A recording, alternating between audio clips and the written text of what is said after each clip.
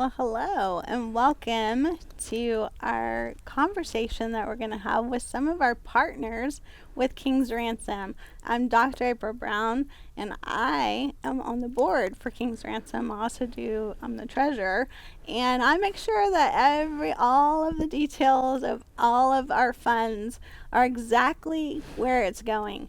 And we put our partners through quite a ringer to make sure that 100% of everything that is given and donated goes exactly to the cause that it says. We have corporate donors that take care of everything else, all the administration costs, and everything that our partners and our donors give goes directly to those in need, to the orphan, the widow, the poor, and the needy. And so we're here with some of our amazing partners that make sure and take what we give and are very faithful with the little. And so I want to introduce them and for them to introduce themselves and tell us a little bit about yourself, where you're from, your name, and what you really do as a partner with King's Ransom. Well, it's such a privilege and a blessing for me to be here. Thank you so much. I am Sanette Fagan, and I am the managing director of an organization called SA Cares for Life, which stands for South Africa Cares for Life. Okay. So I'm here from South Africa, and yeah, it was important for me to come and visit today just to bring a huge thank you from all the children and the families and the people who you touch on a daily basis all the way to South Africa.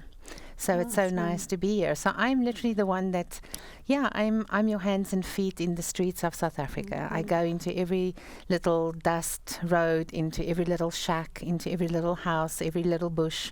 Go find those people, the children, the women, the fathers that need help and that are hopeless and just needs to be reminded that they are special. And that's what you help us to do. So I'm your hands and feet in South Africa. Wow, thank you. Thank you for being here. I know you traveled a long way to come and meet with King's Ransom board and those who work at King's Ransom. We just really appreciate you taking that long trip to come here. It's my pleasure, and it's really, I'm here to represent all the children. Wish they could be all here. It will fill up the room just to come and say thank you so much for what you do and how you don't forget them. They are not forgotten. They are not unseen. And we know that we can only walk in the streets and touch people's lives because of the help of people like you and everybody that you work with, everybody that's watching this, just to look everybody in the eye and say thank you. Amazing.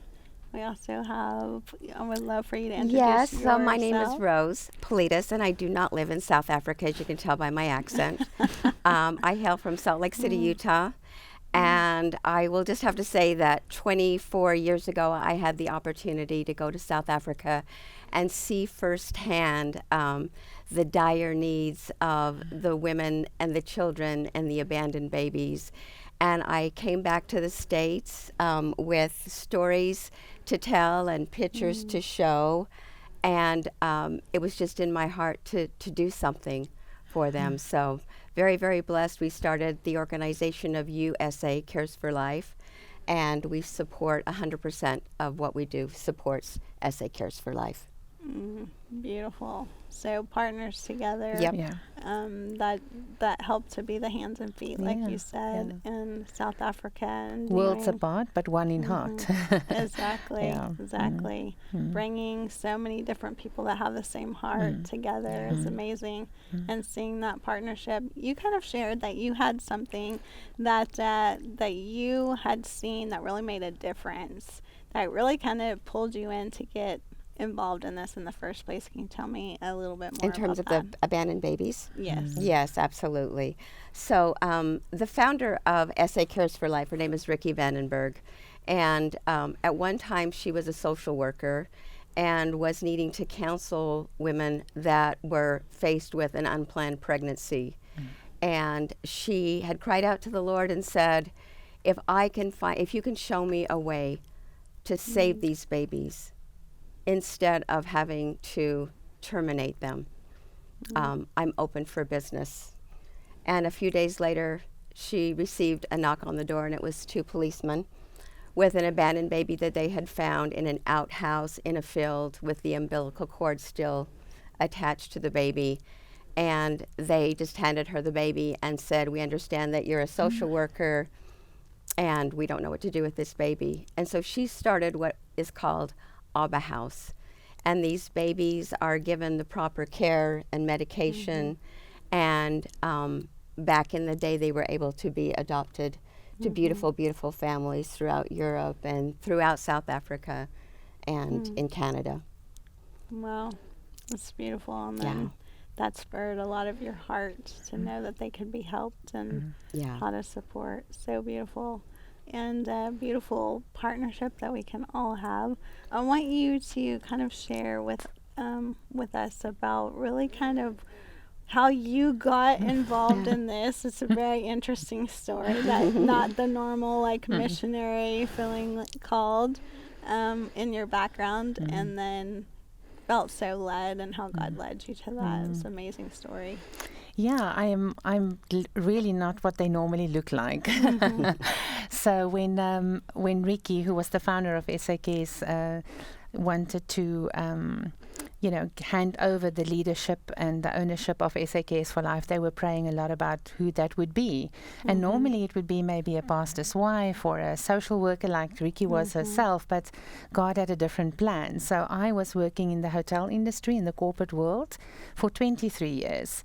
But I always knew that the day would come where God will ask me, if I call you, will you be obedient, and will you leave everything and come and be a David in the field? So, and I said, yes, Lord, I will. And it's a difficult question to answer, but when the reality hits and the call actually comes, it's a big decision to make. So I was a little bit, freaked out by myself. So when the call came and the opportunity was there, I had to really think about it and pray about it, but I made that decision. I left my corporate world behind. I resigned my job, and I said, yes, Lord, I will. And I started taking over the industry, and of course I was like, what does this look like? What should I do? I'm not a pastor's wife. I'm not a social worker. I'm not a therapist. I really feel so unequipped to actually make a difference. And I remember it so clearly. God just said, well, where did you find my son? Where did you find Jesus? And I said, well, he was in the street with the people. And God said, well, that's the best place to start. So I left everything and I started walking in the streets of South Africa. And I literally went into every mud hole, every street, every little house that I could find, every little bush. And I was so touched by what God wanted me to see, the people that I found, the children that I found. What did South Africa really look like? What does it really look like in the lives of these people when we leave everything behind and we really go where they are? And it rocked my world, and it made me to really go and search deep and say, what does the situation look like? What does charity look like at the moment? How do we want to make a difference? Is it really the best way? Is it the way that God wants us to do this?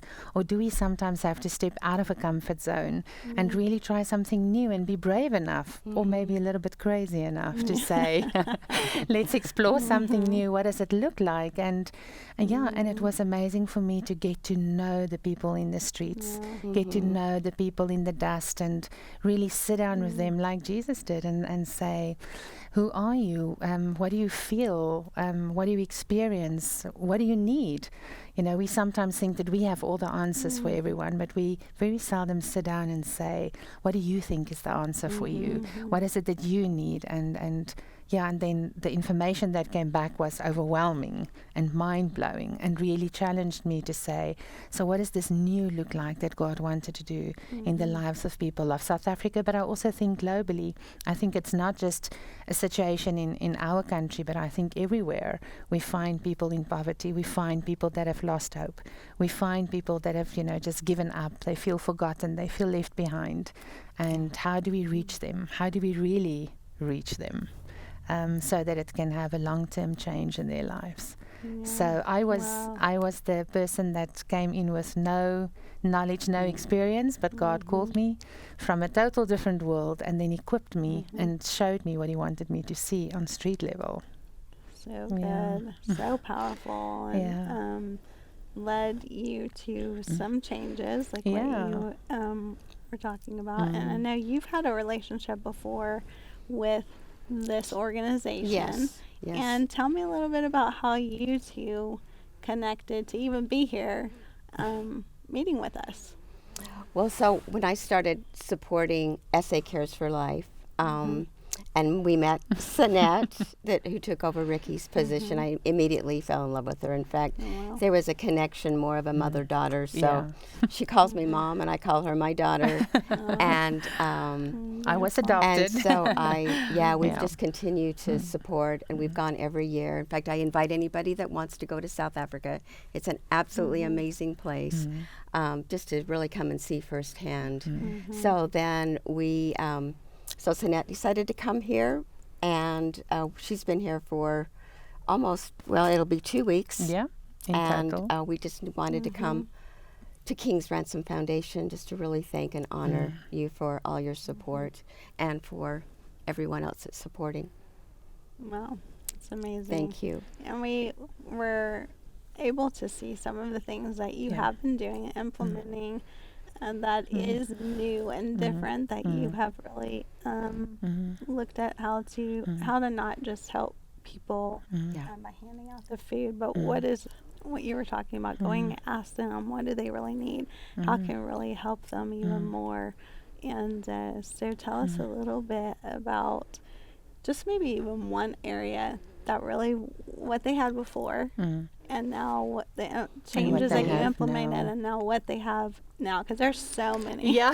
We could be here all day as Yes, you we shared could, so yeah. many different things of like what it was like before and what it is like now, but just kind of one tangible thing that made such an impact in their life that you kind of saw that they had a different need of not just giving them food, but really something different where they would have the dignity, they would have the opportunities to really like make a change, not just have a handout. It's so difficult to choose just I one. know.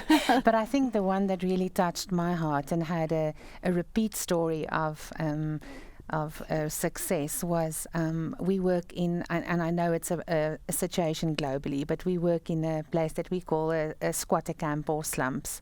And what you find in these camps or places is that there's usually huge dumping sites of rubbish and trash, and it's just dirty and smelly and just ugly. And when you combine that with poverty and you've got a lot of children staying in that place and there's no food and they are hungry, of course our hearts first of all is to go and feed the children. You know, we put up soup kitchens, we start handing out food, and we just, we're so heartbroken by finding kids searching for food on these dumps. And there's rats on these dumps, and there's poison to try and kill the rats, but then it ends up killing the children. And we were just like, but how do we change this? And over the years, and so grateful for it, we receive donations, and we go and buy food, and we make up food parcels, and we give it out, and they line up, the women and the children and even the fathers, and I'm heartbroken to see the long line. And then every time we give them that food parcel, I just see that flickering of light in their eyes, but it's so quick. It's like we are so grateful, and then it's gone, because the food is then finished a day or two later, and they're in the exact same position, and the rubbish dumps are still there, and the kids are still searching for food. That just broke my heart, and I was really praying and searching for what does new look like? How do we completely change this? How do we get out of the box and think differently? And then the Lord showed to me that these people standing in queues are literally praying in the dark, crying out for help, saying, Lord, do you even know my name? Do you really even exist? Can't you just help me with, just do you know me? And I was very touched by the fact that they are standing in the queue because they are coming for the crumbs off the table. They are charity. And we have this idea, well, they should be so grateful because we are giving them a food parcel. But it's like that, and it's gone. And they just keep on receiving the crumbs off the table.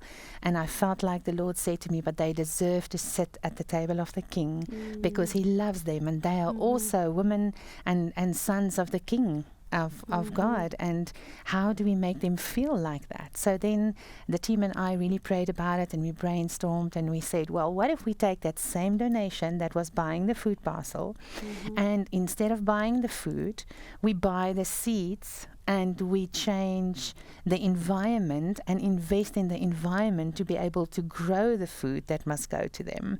And in that, we can teach them how to farm, we teach them how to grow their own food, but more than that, they've got an opportunity and a platform to come and work in the field, receive a salary for the work they have done. So now all of a sudden, they're not charity anymore. They've got a job, and they go from charity to dignity. They go from hopelessness to hope. I've got a job. I'm worthy. I'm earning a bit of a salary. But more than that, when that field and that crops comes up, they can actually harvest to eat it themselves, but also to sell to someone else. And so they started getting an income, and they felt, wow, you know, I'm growing my own food. I'm looking after myself, but I'm also making money, and I can now go and buy other stuff that's also needed, like maybe milk for my baby or nappies for my baby or clothing. And then we saw the whole situation change.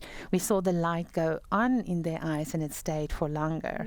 And yeah, so that just really touched my heart. So we started to see the rubbish dumps disappear, and instead of the dumping sites, we started seeing farmland. We started seeing crops coming up, and it was the same donation. We just twisted it a little bit and implemented it differently, and made them believe that they can, you know, do it for themselves. And even more beautiful, the end of that story is like one day when there was an emergency in the camp, and a mother had to get some transport to go and give birth to a baby, and there was no ambulance to take her. The same woman that worked in the field, that could sell the food, had a bit of an income, could provide the money for the transport to take that mother to the hospital. And that's when we experienced the full circle. Yeah. And that's what we all hope for, and that's what makes us all emotional. And we, you know, I always wondered, what does it look like? We always say, don't give them a fish, teach them how to fish. But I never knew what that looked like until God challenged us on that situation. Because often when we speak of the poor, we're very can be judgmental or critical, and I love the language that that I think the Father implanted in your heart, to how to, for them to feel like they can come and sit at the table, that they understand that, and that they can feel that dignity. And oftentimes we forget and lose sight of that, and it's looking down on them instead of how we can look as that they are creation, like they are children of the Most High God. And so that's just really powerful and impactful. Thank you for sharing that. I think what really touches my heart, is the fact that at that moment they are ready to receive the gospel. Once they've got that dignity back and they feel, I'm sitting at the table of the King, we can go and say, well, do you want to pray? Do you want to give thanks? And, you know, do you know where this come from? And do you know that He loves you so much that He heard your cry in the darkness of the night? He knows your name, and this is all from Him. And at that moment, we can give glory to God, and they can meet Him personally. And I think that's really when the full circle, you know, happens. Not just I'm just charity, and who is Jesus and who is God, and people have their physical needs first, and they cannot see their spiritual need until they have that physical need that they have a yearning for every single day, that is just for survival.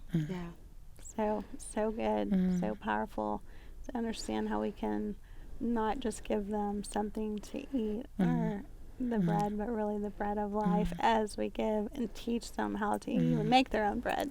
So it's so good, powerful. And I think you were very excited about one aspect that they do, as we were talking about how they make the bricks.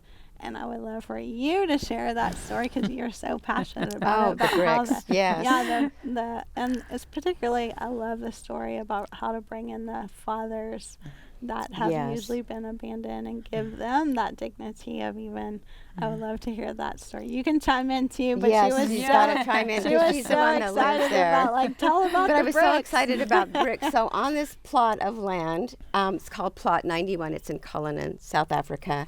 And 3 years ago, when Sinette and her team showed us this lot, it was just an empty, abandoned plot of land.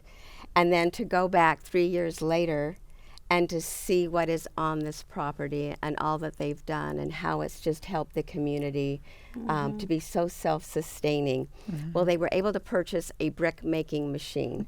So they can actually make a Amazing. brick, a huge brick, for 18 Rand, which is the equivalent of $1 US. And we are in the Wow. process of building a school. Right now, the children that are going to the school in Cullinan are meeting under a plastic tent. And it's just with so on our heart to build a school. So we are in the process of getting 10,000 bricks to build Wow. a school, Yeah. a permanent school on this property. Yeah. So amazing. And I think what is even more special is it is the fathers of the community Yes. who is part of our Power of the Yes. Father program, because we believe the men must be uplifted, Absolutely. restored as the head and the priest of the Yeah. household. So we've got the machine, but the machine must be operated. So Yeah. again, we had to just twist it around and think a little bit. So the donation that comes not just makes a brick, but it gives a job to a father Yes. who is making the brick. So it gives an income to him as a family, but they're also making the bricks and building it themselves. And then they stand back and they go like, wow, look what I've done. I've made Yeah. a brick, I've built a school, and I have a job. I Yeah. provided for my family with that same dollar. Where normally it would have just been, a charity situation. It's now a dignity situation. So we really think about how do we twist this around and make more from each dollar Amen. and switch it from charity to dignity. Yeah. So Wow. that's the brick. And and even more so when you find these families living in bushes and in caravans and in, in what we call shacks, we always think, how can we put them into proper housing? And of course, that's where the brick machine comes in, because the men can come, make Yeah. bricks and build a home for their family. And that's just very special. It's so cool. And we basically covered their main needs, which Yeah. is food Yeah. and how to And provide housing. that in housing. So that is amazing to hear both of those stories and how that. And there's so much more. There's Yes, so You just much must more. come to South I know. Africa, Come to Dr. South April. Africa. That's all we can say. Yeah, there's so much Yeah. more.